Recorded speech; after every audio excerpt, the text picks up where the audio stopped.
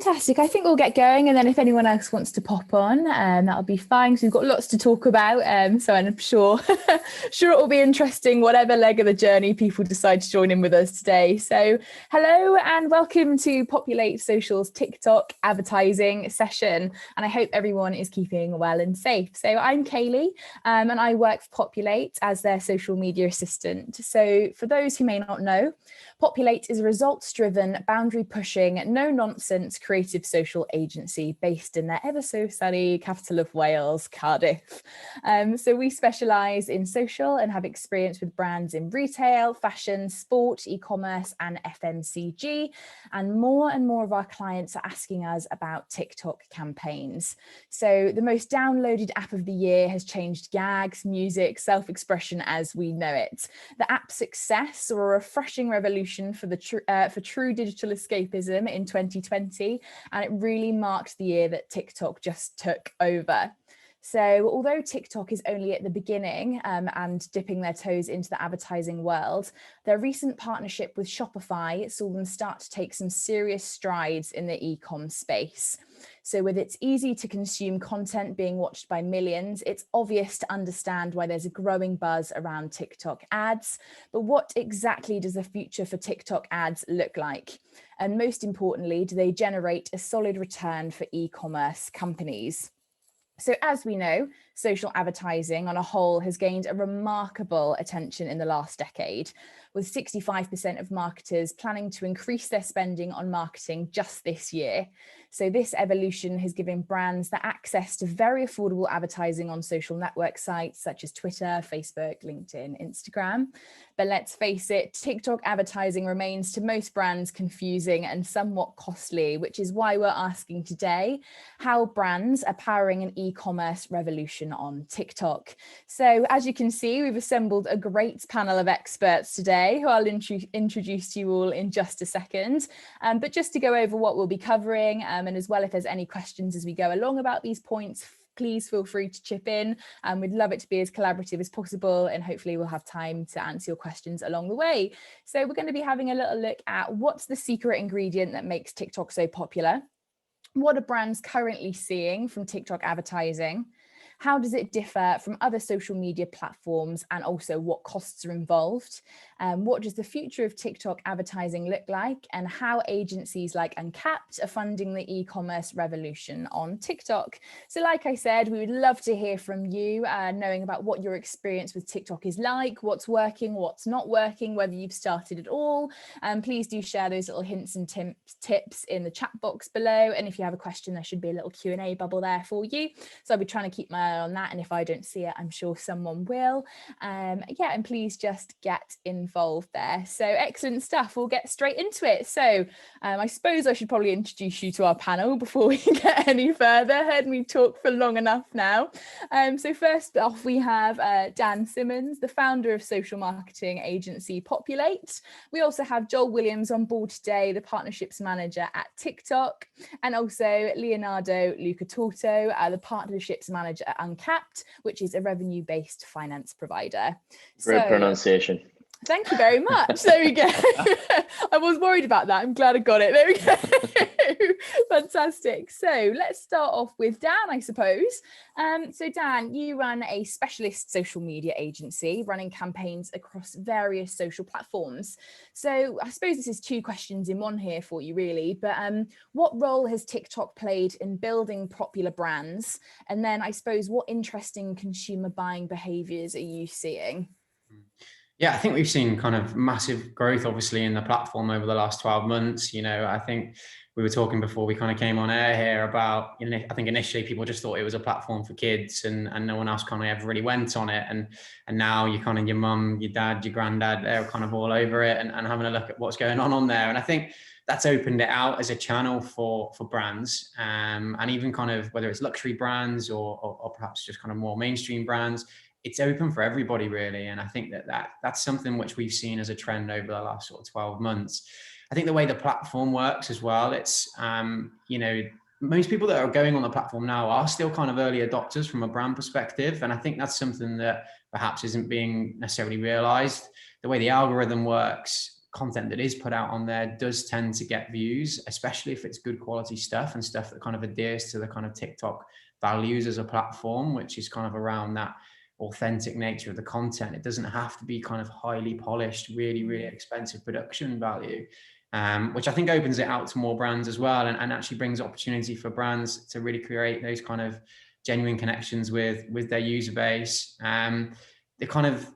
The amount of views that content gets compared to sort of other channels as well is obviously pretty high, which is something to bear in mind when people are considering the kind of marketing mix and the social mix of the channels that they're looking at. And obviously it's a little bit unique in the way it works as well. You've got amazing editing capabilities within the platform itself, so even kind of your everyday person can create quite cool video content, and I think that's improving all the time with what's possible on there. And obviously the way it kind of hinges on music as well, and that kind of that element of the platform is really, really cool. And there's lots of different features that are coming out with TikTok, and it's only going to get better and I think improve over time. So the more that people can get involved with it in the early stages, the better. And I think, again, the kind of to answer the second part of your question from a kind of consumer buying perspective, just from the kind of some of the things we've seen, there's an opportunity there, and some of the behaviors are showing that TikTok does drive good quality traffic to websites, which does convert, and actually that is something that we've seen happen for a number of brands that we've worked with, and kind of creating that viral nature of the content is something that is much more difficult to do on platforms like Facebook and Instagram nowadays. And so there is an opportunity there on TikTok to drive traffic to your site and actually try and use it in a way which, if you do it right, even brands with very, very small followings on there can end up having a piece of content go viral and get, hundreds of thousands of views on it, if not millions. I saw a video the other day of a lad who managed to smash a golf ball through his mum and dad's front window, and that was his only ever post, I think, on TikTok, and he suddenly had 20,000 followers. And it was just like, that just shows you kind of the reach that these kind of things can get. It wasn't a great advert for the net that he was hitting into, but it was definitely good for him. So yeah, it's certainly a platform that we believe in, and something that I think is great for brands to be looking at, no matter the size or the type of business, really. Perfect. So I suppose going off that then, Dan, obviously, mentioned it's quite new and things, but are there any success stories, with your own e-commerce clients that you like to mention? Yeah, I don't know how much we can kind of talk about certain elements of it, but Sure. John will tell me off if we go into too much detail. But we've been fortunate enough to kind of get some access to some of the e-commerce functionality that they're developing in the business, and which we've tried with a couple of different clients. One in particular, a beauty brand called Mallows Beauty, that have done incredibly well through the platform. And just to kind of give you some insight, and the guys watching some insight into some of the results we've seen on the website of that, we saw huge increase in traffic come into the site. That traffic was actually interestingly staying there for less time, but the conversion rate was kind of increased by around about 20%. So essentially what we were doing, we were sending more qualified traffic to the site, which was converting at a better rate, and we were sending a lot more of it for the fees that we were, in comparison to some other channels. So there's obviously, a market there. I think as the platform develops its e-commerce functionality and some of the integrations, it'll be really interesting to see what's possible and how you can kind of make the most out of the platform. But I think it's also kind of quite key to bear in mind that the content is key at that point as well. Like, it's part of the mantra of TikTok as well, which I'm sure Joel will come on to. But, content, I think, is a key player in driving that kind of return for clients. But yeah, things like CPMs and kind of click-through rates, again, brilliant results we've seen so far, and something we're really excited about. Perfect. Thanks for that, Dan. So I suppose, Joel, I'm going to pick your brains for a minute, I think. So you're the partnerships manager for TikTok Business. So how is this new wave of social commerce translated into TikTok's wider business structure?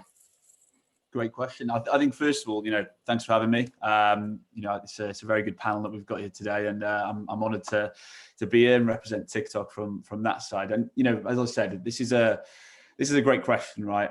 And as you can imagine, we're growing as a business in a number of different entities, right? Whether that be through kind of community guidelines or brand safety messaging. or even our partnership with the Euros that we've recently introduced as well.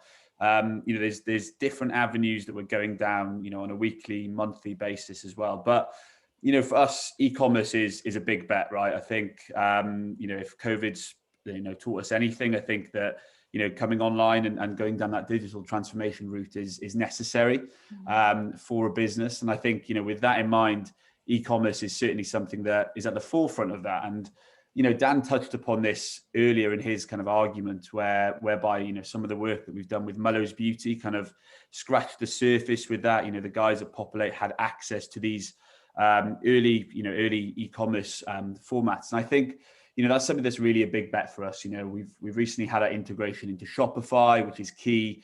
But as well as this, we've got a number of other kind of e-commerce formats that we're rolling out at the moment. One of which being kind of our collection ads, dynamic product ads as well. But really, I think what we're seeing, perform best on the platform is when you're combining this kind of creative, authentic strategy with a more bottom of funnel approach. And, by combining both, it's a very powerful tool in the sense that, content is king on our platform. But when combining that with a bottom of funnel approach, it's a really powerful tactic that brands like Mullows Beauty are really tapping into and, getting the most out of the platform as well. And I think to touch upon, this in a bit more detail, I think as well as that from a traffic driving perspective or, audience perspective as well, the uniqueness of our community is something that really stands out in this instance for brands and advertisers. Last month, 40% of our monthly active users were not on Facebook and 45% weren't on Instagram.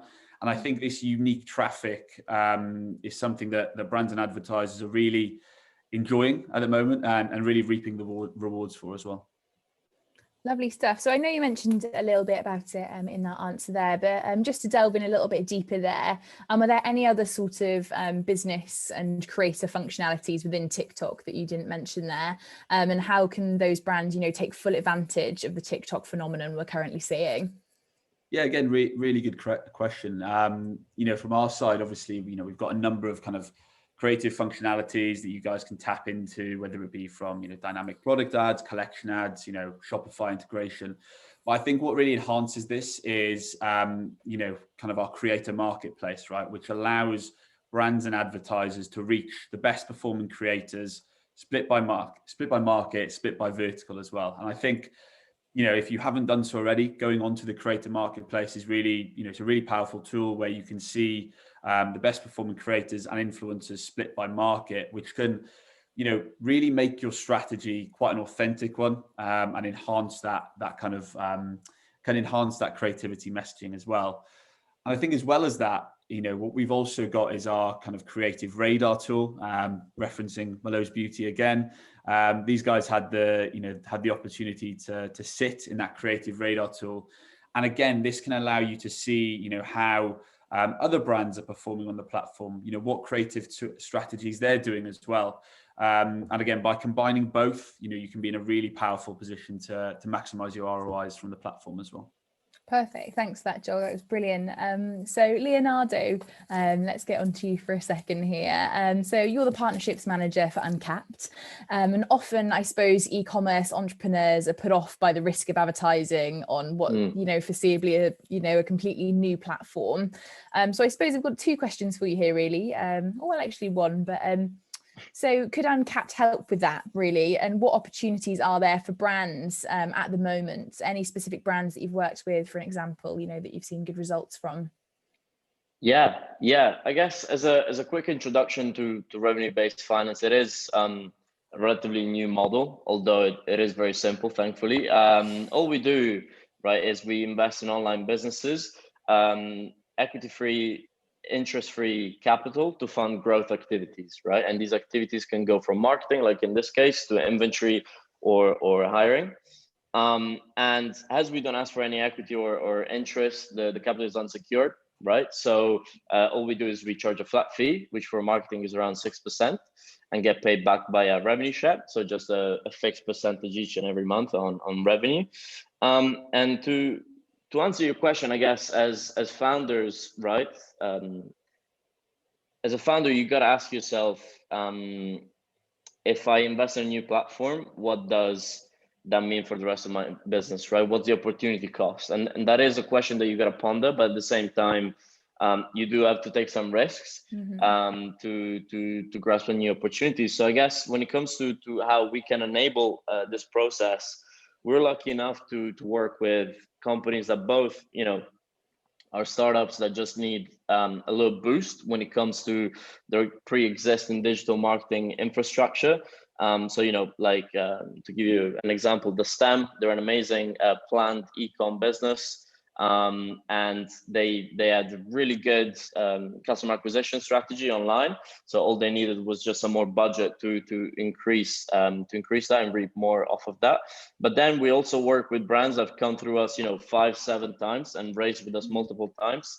And so we've been able to be part of their growth trajectory, which also entails, investing in new platform, whether that is a new digital platform or even TV or print, right? Another good example is Lestrange, London, well-known e-com brand in the UK. Amazing trousers, by the way. So they've raised with us a few times, and that's allowed them not only to keep investing in what they know, but also in trying out new things. So definitely, I guess it makes sense, right? Compared to equity, compared to debt, you're not risking the house to try out a new platform. So this can be a nice low risk way to ease yourself and your business into it, for sure. Perfect. So that sounds amazing. Sounds like you're working with some really interesting businesses there, and Uncapped is a really interesting proposition. But just delving like a little bit further into that, I suppose. I know you spoke about sort of like the launching pad for brands and all that kind of thing, but how would you maybe help brands that are keen to try the platform, but maybe don't have the runway that they need, or maybe in fact even brands that are doing well, and just to help them scale? Yeah, I guess something that we see very often is the classic e-commerce chicken and the egg problem, right? You've got a brand with some amazing traction. You want to invest more in marketing to gain on top of that traction, but then who's giving you the stock or even the budget to get the stock to fulfill those orders? And if you're then spending an inventory, how do you finance your ads? So it is a bit of a back and forth at that stage. I guess we do see this very often, and when businesses come at that stage, I've got one in mind, especially that you can see in our case studies, called Hunter and Gather. They make some amazing keto and paleo friendly foods, and that they sell online. And they were exactly at that stage. And I guess traditionally that would call for a fundraise, right? You'd say, okay, let's prep a pitch, let's budget for 6 months, and we'll talk to investors and get some money. But that can be a pretty daunting process, not only because of the dilution in terms of equity, but also because it's really long. It's a constant pitching, talking to a lot of investors. So I guess Uncapped here, or revenue-based financing in general, provides a more growth-focused alternative, in the sense that this is funds that's going to go strictly towards your objectives when it comes to marketing, customer acquisition, inventory, without any dilution and without any personal guarantees. So it can be, again, a nice way to ease yourself into it. Or I guess our product is really designed for multiple use. We see around 95% of customers coming through multiple times for raises. So at that stage, right, how you manage the budget is pretty much up to you. As a founder, as a business, you can either say you've received 100K and growth funding, you can pour it into TikTok and really invest in the platform and try to understand if it works and what works. Or you can use it to replace, the existing budget that you've got, say on Google, email, Facebook, and say, okay, I've got that done, I've got that covered. That's now freed up some of my own revenues, some of my own budgets. Where can I pour this to get the maximum return, or where are the opportunities that I can chase with this new budget? Perfect. Thank you, Leonardo.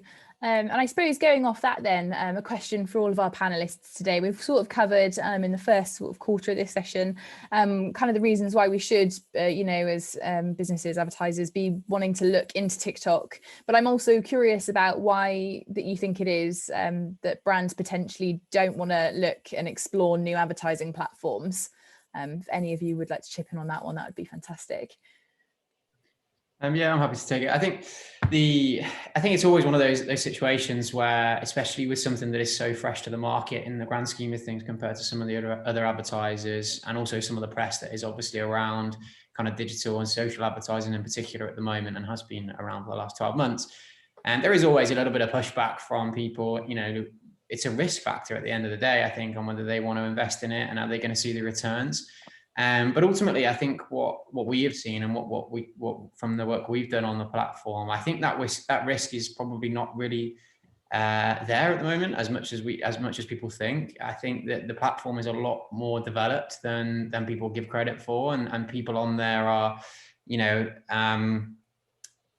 I think it's aged as a platform, right, over the last 12 months, both in user base and in the quality of the kind of what you can do within the back end of it. And it's continuing to do so month on month. So, for me, I think it's weighing up, as a brand and as a business, like, are our potential target market on TikTok? Do some research into that.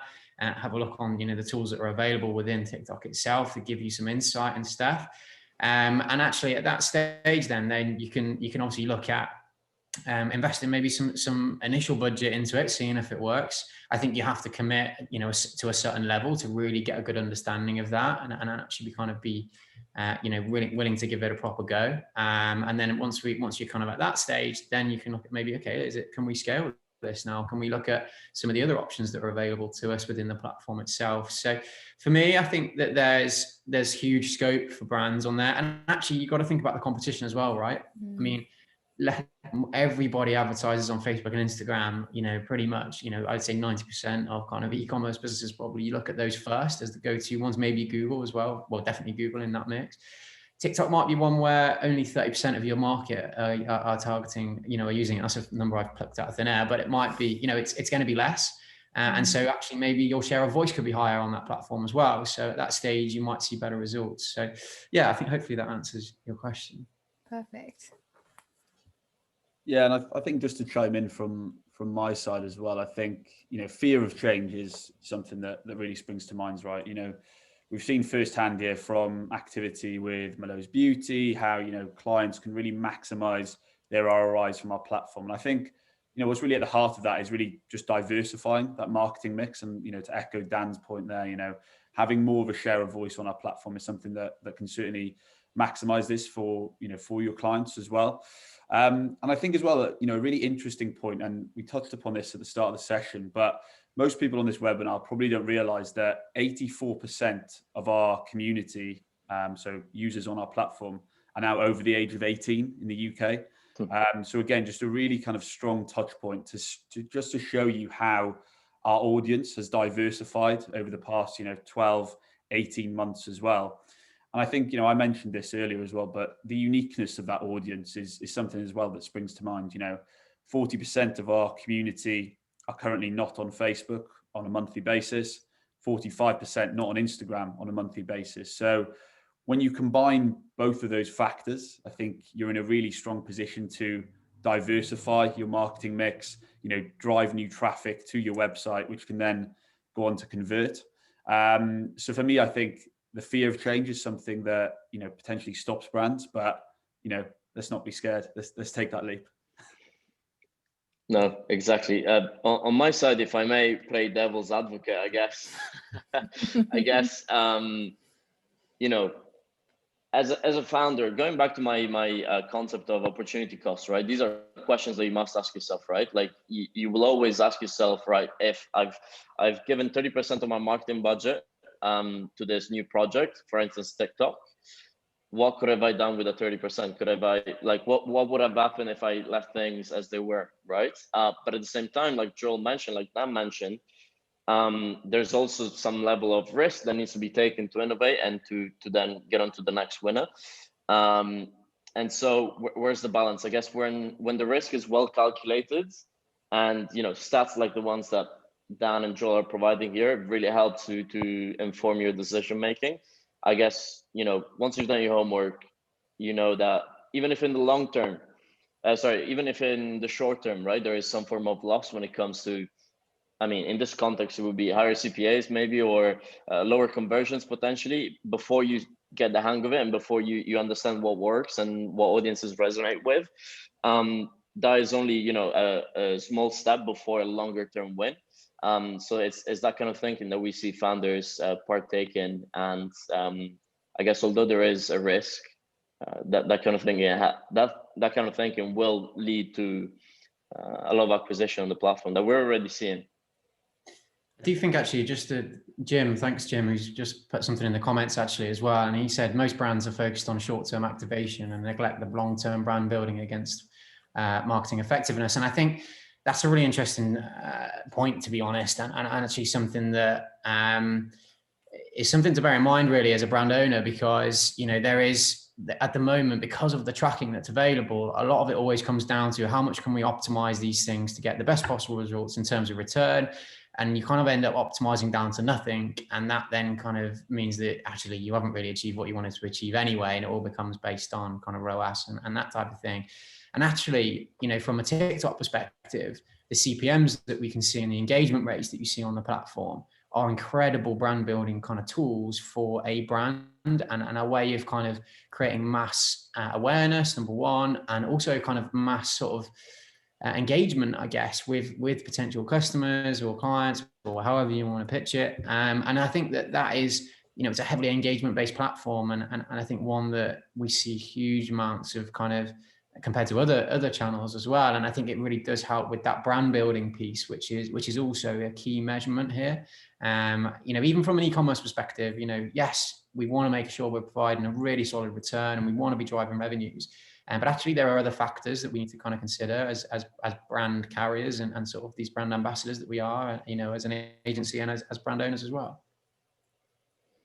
Perfect. Thank you for that.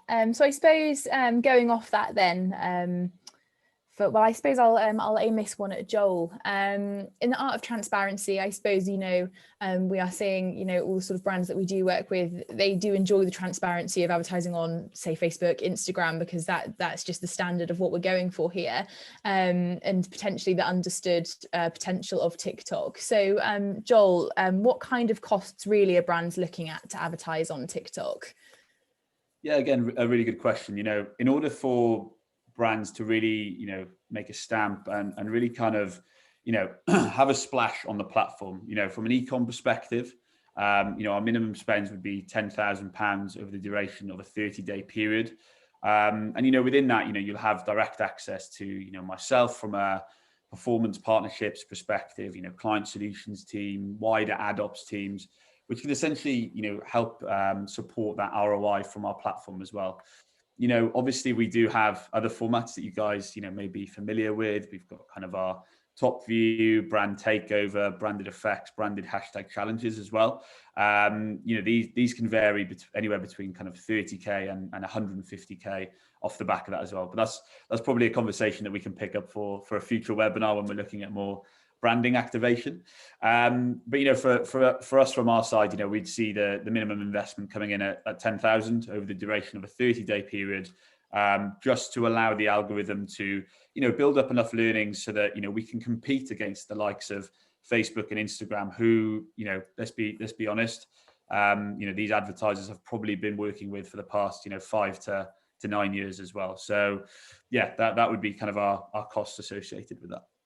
Perfect. So I suppose while we're on the topic of finance and funding, Leonardo, you provide, like you said before, provide unsecured funding. So your funding is purely performance-based, from what I understand. So what do you look for when you're investing in e-commerce business?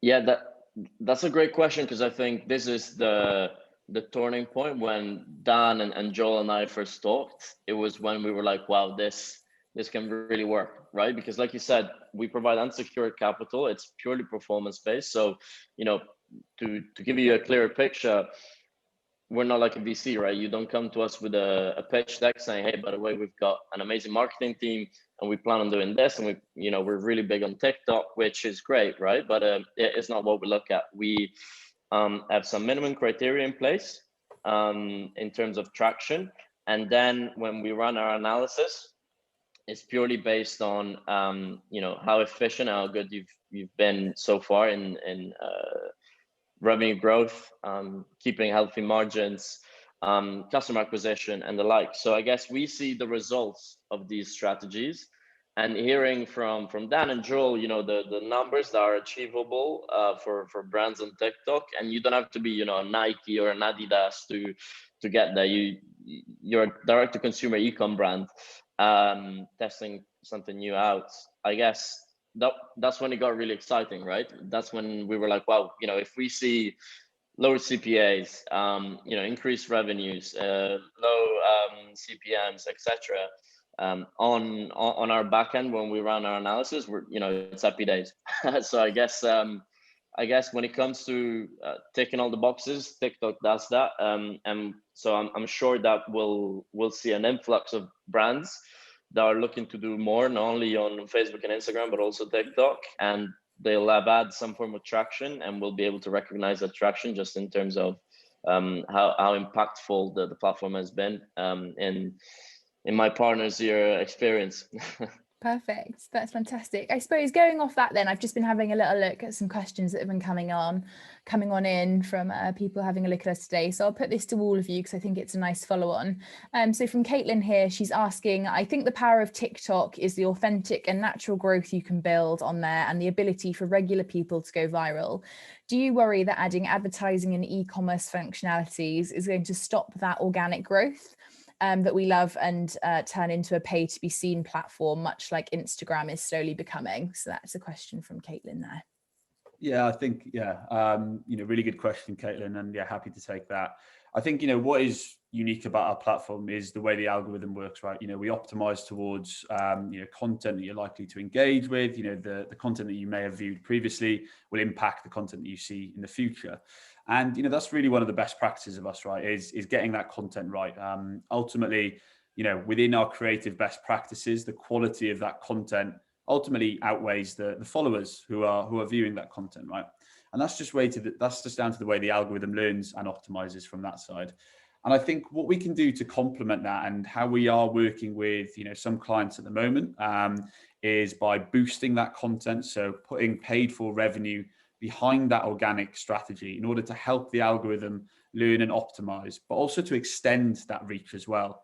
So that's one angle that we can go down. But I think, to answer your point in terms of looking at it from an e-com perspective, I think, as I alluded to at the start of this webinar, by combining that organic, authentic strategy with a more bottom of funnel approach, notably with our dynamic product ads or collection ads, we can really make quite a high impact for e-com brands on our platform. And, we've seen this firsthand with the likes of Mullows Beauty, where they've tapped into this, being authentic on the platform and really reap the rewards from our side as well. So that would be my side for that. Perfect. Thank you.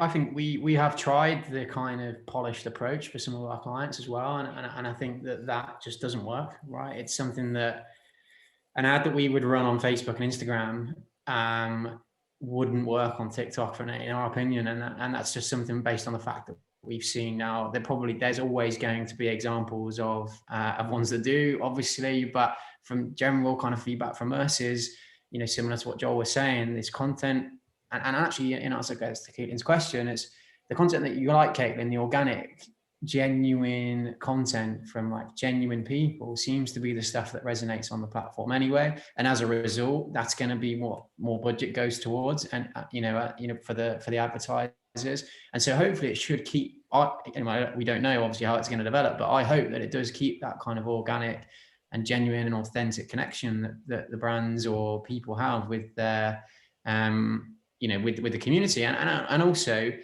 I think it's one of the massive kind of benefits of the platform that anyone can have something go kind of fairly viral or get reach on content. And I think that's what's attracting users right now. So in my mind, and feed this back, Joel, I think it would be a shame for them to get rid of that, because I think that's what's driving new users really, and continued growth in the platform itself. Yeah, definitely. And I think it touches upon our kind of mantra for business, right? Which is don't make ads, make TikToks, which is really fundamental to, our growth and our success, not only from, a consumer perspective, but ultimately from a brand perspective, right? Where you're tapping into this authentic strategy. And as I've said, you're making TikToks, you're not making adverts on the platform. Perfect. Fantastic. Thank you so much. So I suppose going from that then as well, quite organically, for all of you really, are there any patterns that you're noticing in the space that marketers should, be keeping tabs on right now?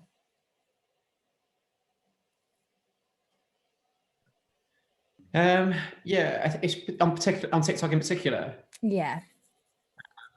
Yeah, I think for me, it's, there's a lot of good quality content that goes out there where there's like the voiceover type stuff that seems to work really well, where people are talking over the top of video content put together, and it kind of giving a little bit more insight into the brand itself. I think from a brand perspective, and that really works, and it gives that real insight into what's the thoughts of the people behind these accounts really, and how are they actually genuinely engaging.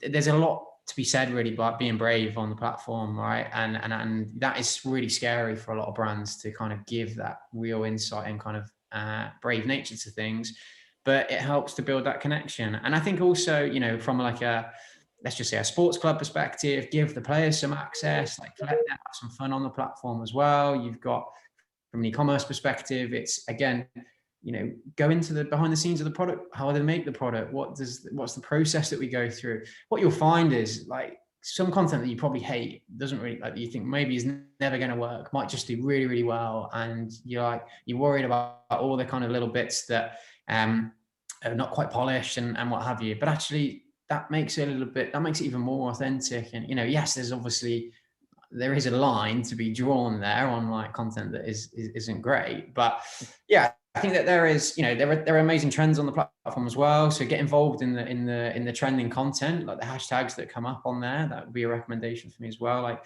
that does do well. But equally seek out hashtags that aren't massive, that maybe your market's really, really aligned to, and that content will be put into those people's feeds then as well. So, I think that variety, keep testing new things, keep trying new things out. You might have what you see often as well, if you go onto some of the feeds, is like you might have one video that's got 2,000 views and then the next one's got 200,000, and it's like that. So what, right? That's the one that got 200,000 was great. The one that got 2,000 doesn't mean it was any less great. It just didn't quite resonate with that particular time, with the right content, the time it was posted, the hashtags. Keep trying things, keep doing things. And I think that would be my kind of recommendations, I suppose, and kind of suggestions on content and how we can approach it. Yeah, definitely. And I think, just to jump off that as well, I think, we've said this throughout the session, but being your most authentic, tapping into some of our best practices, utilizing sound, for example. TikTok is very much a sound on platform. We want our users to be fully immersed into that content they are consuming on the platform as well. And I think, by overlaying sound, that's obviously a best practice. If you haven't done so already, look at kind of working with specific creators and influencers to, piggyback off these trends and create a bit more of an organic reach as well. But no, I think Dan's been doing his homework on the presentation that I've been giving him, because that was pretty spot on, mate. But as a question, actually, do you see the same approach working for advertising as well? So, for organic content, test a lot of different things, see what works, and go for that. And same thing with advertising creative, or is there a different approach there, do you think? Yeah, again, really, really good point. From our side, both are kind of tapping into our best practices, right? Being authentic, tapping into the way the algorithm works and optimizes towards the viewing habits of our users. And I think, being authentic on the platform is first and foremost what we're recommending to our users, but also to our advertisers as well. So for me, tapping into the best practices is the best strategy for us as well. Awesome. Perfect. Someone's just asked here, is there any truth behind using viral sounds to reach the For You page, even if it's at the volume of 0? Just as a quick question there. Yeah, that's a really good point. Actually, that's something that I'll pick up internally and check on that one as well. But yeah, from a viral sound perspective, obviously, these are the sounds that are going viral on the platform. We've seen the success of the Scottish postman who wrote sea shanty, for example, and these are really what makes TikTok a very unique platform, is that anyone can go viral, anyone can really become famous off the back of that. And I think, yeah, I need to check that one internally on the volume zero. That's perfect. So I suppose it'd be interesting to hear what you guys think about the growth in e-commerce in general, just throughout 2020. It was reported that the industry grew the same in 1 year as it had done in 6 years. So obviously that's an astounding sort of figure there. So I suppose kicking off, Leonardo, do you think that this growth is set to continue from your experience, what you've seen so far, like how the last 12 months has affected uncapped e-commerce clients? Well, it's a funny one, right? Because the Uncapped is very much a startup, and we started at the back end of 2019. So few months in, round of investment, the pandemic hits, right? And so there is that moment where on paper this is supposed to be good because everything is shifting on digital, but there was a moment of panic, right, when no one knew what was going on and what the situation entailed. But quote unquote, thankfully, the pandemic has accelerated, and I think everyone knows this by now, has accelerated a path that we were already on. Right, we were always going to go towards more digitalization in our experiences, including commerce. But this has just accelerated it, and we've seen massive growth when it comes to our clients. A lot of opportunities, and businesses and startups popping up and trying to fulfill some needs, being quite reactive to the new conditions that the COVID-19 has put us within. And so our stance right now, and I believe when you see TikTok investing times and resources in a vertical, you probably think you're doing the right thing. I think our stance is that the changes are here to stay, and simple, without even looking at the numbers, simply because it's just so convenient, right, for consumers. Like the whole buying experience has become so convenient. To give you a silly example, this is not only about e-commerce, by the way. I'm in Italy right now. I'm usually based in London. I live in a small town. There are no delivery apps. So for the first time in maybe 10 years, I had to order a takeaway by a phone. And it was like, going back to the Middle Ages. I had to, be really quick and responsive to the guy on the phone. And he was really nice. But, I was like, listen, I just want a pizza, don't try to sell me some other sides or something. So I guess I'm never going to do that again, right? And like, why on earth would I go back to speaking or to that kind of experience when it's so easy and so smooth online? So to go back to your question, I guess we've seen a massive trend of growth, and we don't see it going anywhere. Nice, perfect. I just seeing from your answer there, I think you've pretty much answered this question, just from that someone's chipped in here who's watching today. But just if anyone else wants to put 10 pence into it, but how big a part do you think lockdown played in aging the platform? Do you think perhaps quicker than expected if like lockdown didn't happen? Yeah, that's a really good point. From our side, we've obviously grown exponentially in the last 12, 18 months. In the UK now, we're now a platform of nearly 20 million people. And as I said earlier in the session, 84% of that audience is now over the age of 18. In terms of how well did lockdown play in that, it's probably $1 million question, right? But I think we've recently released insights that we found that 30% of our community in the UK are also parents now as well, just showing that growth that we've gone through over the past 12, 18 months as well.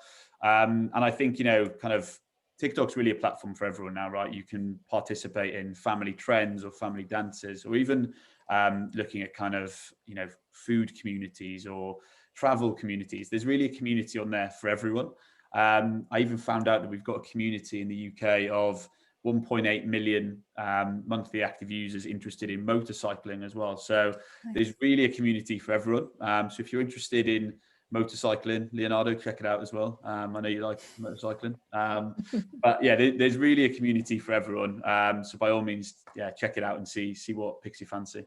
Perfect. So I suppose just going off what you've said there, Joel, how do you see the e-commerce sector developing this year? And perhaps even further into the future, potentially, out of a lockdown, fingers crossed. As I've alluded to, we've got kind of quite an extensive roadmap in terms of our e-commerce formats, dynamic product ads, Shopify integrations, collection ads as well are really at the forefront of that.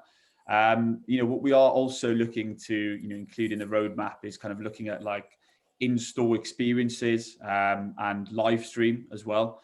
So these are things that are coming in the roadmap and will probably be available from Q3, Q4 as well.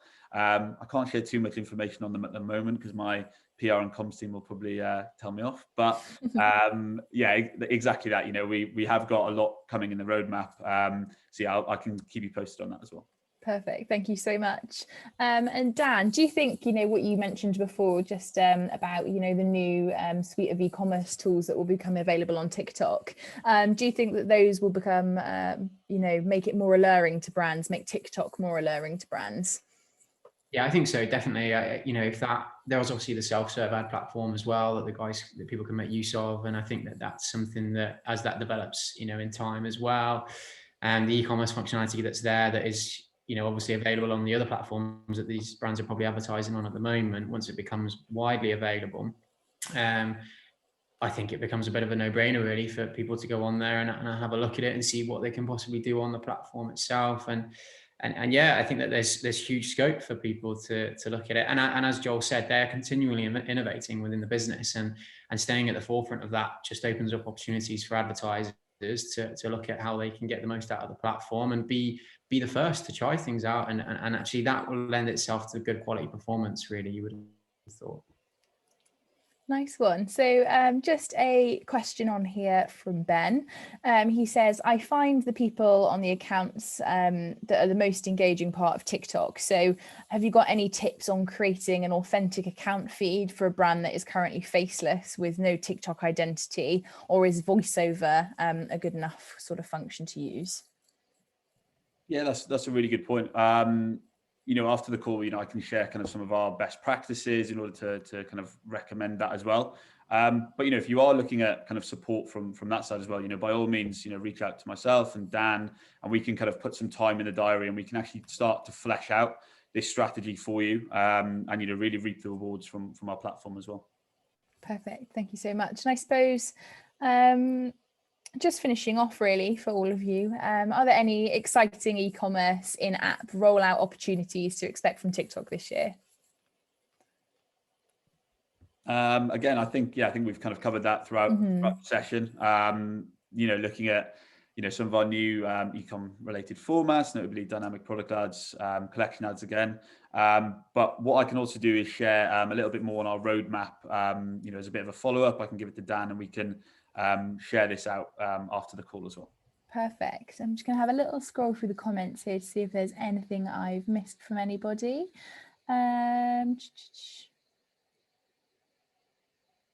Someone here said they'd be interested to get some more insight into the age demographics of that 40% of over 18, like of not active. So maybe that's something that we could share after potentially as well, or if there's a resource that they could look at, or get in touch with yourself, Joel or Dan, maybe for that one.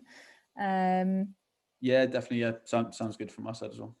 Perfect. And has anyone got any more questions from our attendees today? Please feel free to just pop them in the Q&A for me before we wrap up today. And if any of you guys got anything that you'd like to add that you think we may have missed today, just anything at all, any info that you think people would find useful?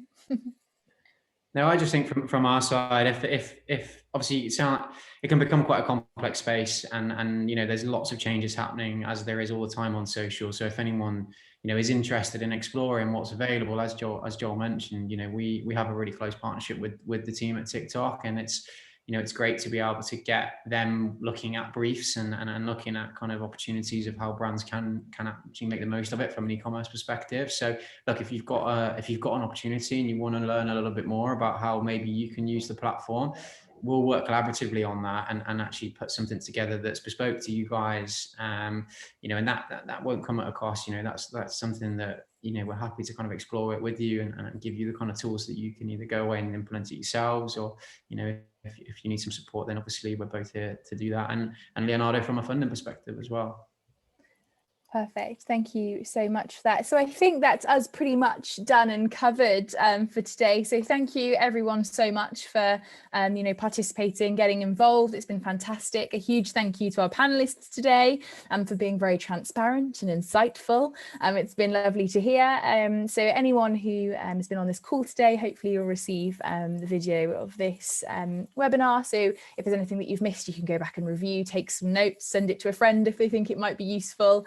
And of course, we are welcome to feedback as well. So if there's anything else that you'd like us to cover in the future, or anything that you think that we could do better, we're completely open to all of those suggestions as well. So that would be fantastic. So a big thanks again to our panelists and to everyone who's come on today, and hopefully we shall see you soon. So thank you very much for watching. Thank you. Thanks a lot, guys. Bye-bye. Bye. See you.